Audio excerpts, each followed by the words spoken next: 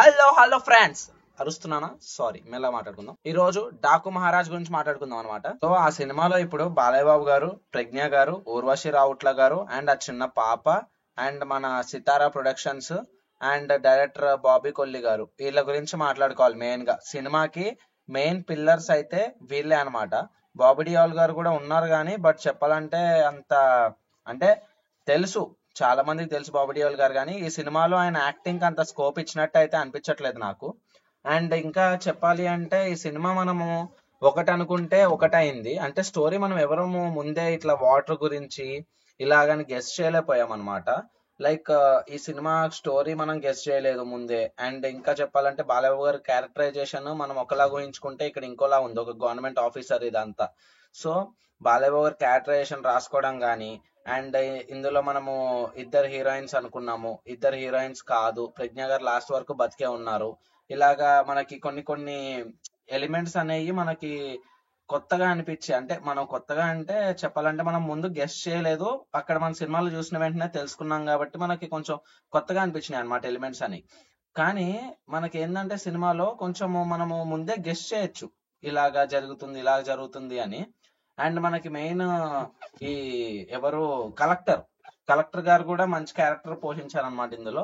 తను కూడా సూపర్ అన్నమాట. లాస్ట్ వరకు మనము ఆ పాప బాలయ్యబాబు గారు కూతురు అనుకుంటాం, కానీ లాస్ట్ లో మనకు ఒకటేసారి ట్విస్ట్ రివీల్ అయ్యేటప్పటికి మనకు తెలుస్తుంది ఓకే అని చెప్పేసి. అలాగే ఏంటంటే సినిమాలో ఈ సస్పెన్స్ అనేది లాస్ట్ వరకు ఉండడం వల్ల సినిమా అనేది సూపర్ వచ్చింది అనమాట. అండ్ బాబీ కొల్లి గారు కూడా బాగా చేశారు అండ్ హీరోయిన్స్ అందరు బాగా చేశారు. కలెక్టర్ మెయిన్ అది చెప్పడం మర్చిపోయాను స్టార్టింగ్ లో, కలెక్టర్ గారు కూడా చాలా బాగా చేశారు, పాప కూడా బాగా చేసింది. అండ్ నెక్స్ట్ సితారా ప్రొడక్షన్స్ గురించి మాట్లాడుకుంటే మనకి ఏంటంటే ఈ సినిమా 82 క్రోర్స్ అయితే అమ్ముడుపోయింది అనమాట. థియేట్రికల్ రైట్స్ అనేది 82 క్రోర్స్ అయితే అయింది. మనకి కలెక్షన్స్ ఇప్పుడు వచ్చిన తర్వాత షేర్ అంతా బాగానే వచ్చిన తర్వాత ఇంకా 5 క్రోర్స్ అనేది అయితే కలెక్ట్ చేయాలన్నమాట. అంటే మీకు ఇంకా సినిమా బ్రేక్ ఈవెన్ దాటలేదు కాబట్టి ఇంకా సినిమా అంటే నడుస్తుంది, ఇంకా మరి థియేటర్స్ లో నడుస్తుంది. చూడాలి ఎంత అవుతుందో. అంటే ఎక్కడ ప్రాబ్లం వచ్చిందంటే సినిమా అంతా బాగుంది, స్టోరీ బాగుంది, అంతా బాగుంది, కానీ మనకి ప్రాబ్లం ఎక్కడ వచ్చిందంటే థియేటర్ ఆక్యుపెన్సీ తక్కువ ఉందన్నమాట. ఆక్యుపెన్సీ అంటే లైక్ మనకి పక్క పక్కన ఉన్న థియేటర్స్ లో సినిమా లేదు, వేరే సినిమా ఉంది. సో ఇట్లా ఆ సినిమాకి కొంచెం బజ్ తగ్గింది ఒక 2 days తర్వాత. అండ్ ఇంకా 5 క్రోర్సే కాబట్టి ఈ వీక్ లో నాకు తెలిసి కలెక్ట్ చేసేస్తుంది. And don't worry about it. And Balayya Babu garu మంచి స్ట్రీక్ మెయింటైన్ చేసే వస్తున్నారు అనమాట. లాస్ట్ మూవీస్ అన్ని హిట్ హిట్ హిట్, ఇప్పుడు కూడా హిట్ అన్నమాట ఇది సినిమా. అండ్ ఇంకా చెప్పాలంటే ప్రొడక్షన్స్ వాళ్ళు కూడా దీంట్లో నాగవంశి గారు ఇన్వాల్వ్ అయ్యి ప్రమోషన్స్ లో చాలా బాగా ప్రమోట్ చేశారు మూవీని. సో ప్రమోట్ చేయడం వల్ల ఇది సూపర్ సక్సెస్ అయింది. ఫస్ట్ ప్రమోషన్స్, మనకి ఏ సినిమా అయినా సరే హిట్ గానీ ఏదైనా అవ్వాలి అంటే ప్రమోషన్స్ అనమాట.